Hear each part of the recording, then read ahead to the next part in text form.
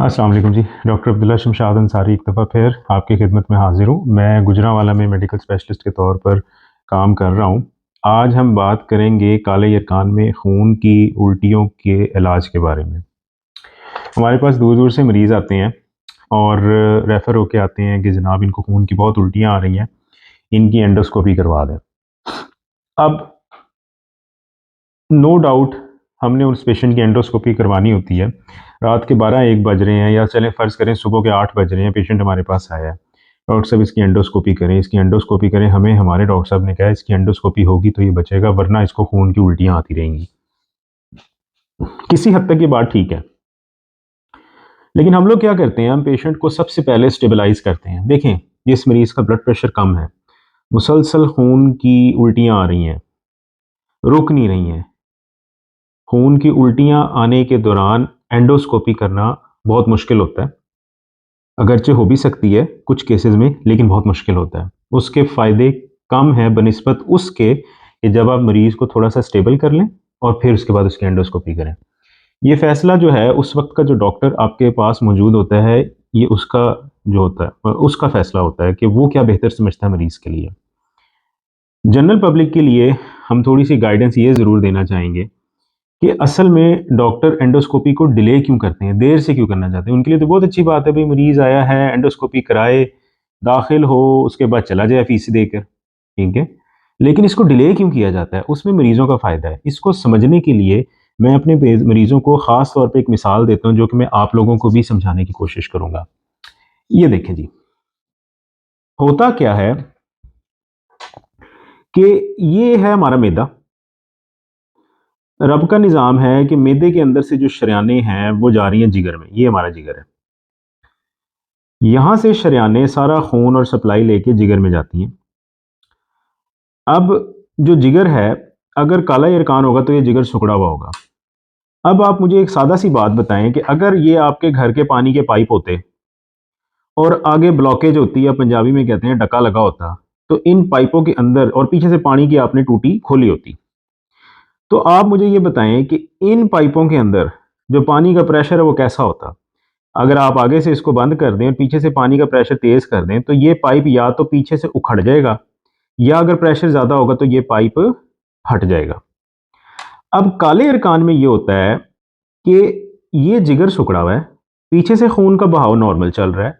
एक वक़्त आता है कि ये पाइप इस मकाम से फटना शुरू हो जाते हैं, बाज़ औक़ात ऊपर से भी फटना शुरू हो जाते हैं।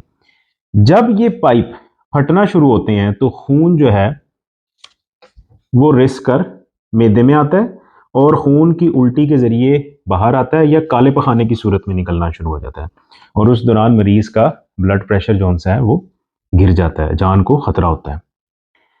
अब इस सूरत में आप मुझे बताएँ कि अगर पेट के अंदर खून भरा हुआ हो और ये ऊपर मुँह के ज़रिए आप एक कैमरा डालें और इस एंडोस्कोपी करके इस जो नुकसान है इसको बंद करने की कोशिश करें, तो क्या पेट के अंदर खूनो-खून नहीं हुआ होगा? क्या कैमरे को कुछ नज़र आएगा? वो बिल्कुल उसी तरीके से है जैसे गाड़ी की विंड स्क्रीन के ऊपर किसी ने अंडे फेंक दिए हों और ड्राइवर को नज़र ना आए। तो सबसे पहले विंड स्क्रीन साफ़ करनी है, मतलब मैदे को क्लियर करना है। अब जब मरीज़ हमारे पास आता है तो हम करते क्या है कि हम उसको ऐसी मेडिसिन्स देते हैं जो कि इन शरेयानों के अंदर जो प्रेशर है उसको कम करती है। जब इन शरेयानों के अंदर प्रेशर कम हो जाता है तो ये जो बड़ी-बड़ी शरेयानें फटी हुई हैं ना, इनका साइज़ छोटा हो जाता है। एक, दूसरी चीज़ होती है मैदे के अंदर जो खून होता है वो पखाने के ज़रिए बाहर चला जाता है, मैदा बिल्कुल खाली हो जाता है। इसका मतलब है जब आप मरीज़ के मैदे के अंदर कैमरा डालेंगे, तो आपको एग्ज़ैक्ट वो जगह मिल जाएगी जहाँ पे आपने एंडोस्कोपी करके बैंड लगाना है। अब बैंड क्या चीज़ होती है, इसकी मिसाल मैं देता हूँ कि जैसे गाड़ी को या मोटरसाइकिल का टायर जब पंचर हो जाता है, तो कभी भी भरी हुई हवा के ऊपर पंचर नहीं लगाया जाता, भरे हुए टायर के ऊपर। पहले उसकी हवा निकाली जाती है। फिर चेक करके जब हवा चेक कर ली जाती है कि पंचर किधर है, फिर उसकी हवा निकाली जाती है, उसके बाद उसके ऊपर पंचर लगाया जाता है। सेम केस या टेक्नीक यहाँ पे लग रही है।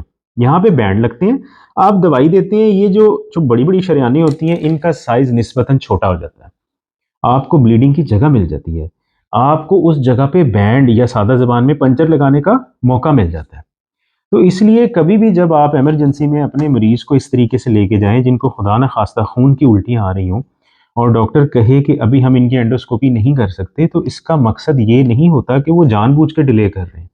इसका मकसद ये होता है कि सबसे पहले मरीज़ का ब्लड प्रेशर, उसकी जनरल जो तिबी हालत है उसको नॉर्मल किया जाए, उसके पेट के अंदर जो खून जमा हुआ है वो पखाने के ज़रिए बाहर आ जाए, उसके अंदर ये जो शरियानों के अंदर प्रेशर बढ़ा हुआ है ये कम हो जाए, यहाँ पे जो फटी हुई शरियानें हैं उनका साइज़ कम हो जाए और एंडोस्कोपी 100% सेफ और कामयाबी की तरफ जाने वाली बन जाए।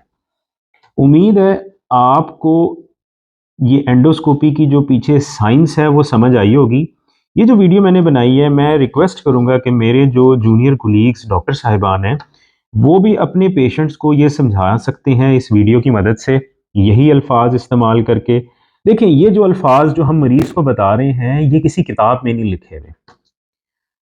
हम डॉक्टर्स एक दूसरे को समझा सकते हैं कि जनाब इसके अंदर जनाब प्रेशर बढ़ गया है और फिर हमने बेंडिंग की है और ये वो, लेकिन मरीज़ को हमने ऐसी सिंपल मिसालों से दे के समझाना होता है जिससे उसको बात हज़म होना शुरू हो कि भाई डॉक्टर क्यों डिले करना चाह रहे हैं, डॉक्टर दरअसल आपकी बेहतरी के लिए डिले करना चाह रहा है। वरना उनके पास तो पेशेंट आते रहते हैं, वो कहें जी हम एंडोस्कोपी करके अभी भेज दें। इसलिए जब डॉक्टर आपको कहें कि हमने अभी एंडोस्कोपी नहीं करनी, अभी वेट करते हैं, तो इसका मतलब है कि वो आप ही के मरीज़ की भलाई के लिए वेट कर रहे हैं। आम तौर पे 4 से 6 घंटे वेट करवाया जाता है। खाली पेट करके मरीज़ की एंडोस्कोपी कर दी जाती है। हाँ, अगर कभी उल्टी थोड़ी कम आए खून की, तो उस वक़्त भी एंडोस्कोपी हो सकती है, ठीक है? लेकिन अगर नहीं हो रही तो इसका कतई ये मतलब नहीं है कि मरीज़ का इलाज नहीं हो रहा। मरीज़ का इलाज अद्वियात से चल रहा होता है और एंडोस्कोपी उसका हतमी इलाज होता है। उम्मीद है ये वीडियो आपके लिए मुफ़ीद साबित होगी। दुआओं में याद रखिएगा और हमेशा आखिर में एक बात ज़रूर कहूँगा, वीडियोस पे, यूट्यूबर्स की वीडियोस पे, डॉक्टर्स की वीडियोस पे आपने वीडियोस को लेकर आपने अपने इलाज को गाइड नहीं करना।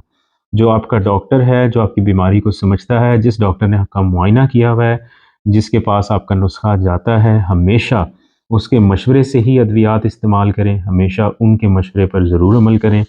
ये जो वीडियोस बनाई जाती हैं ये आपकी आगाही के लिए हैं, ताकि हमारे पास बेसिक जो मेडिकल नॉलेज हमारी आम आवाम के अंदर भी जो डॉक्टर नहीं है उनको भी पता चले। दुआ में याद रखिएगा। अस्सलाम वालेकुम। अगली वीडियो तक अल्लाह हाफ़िज़।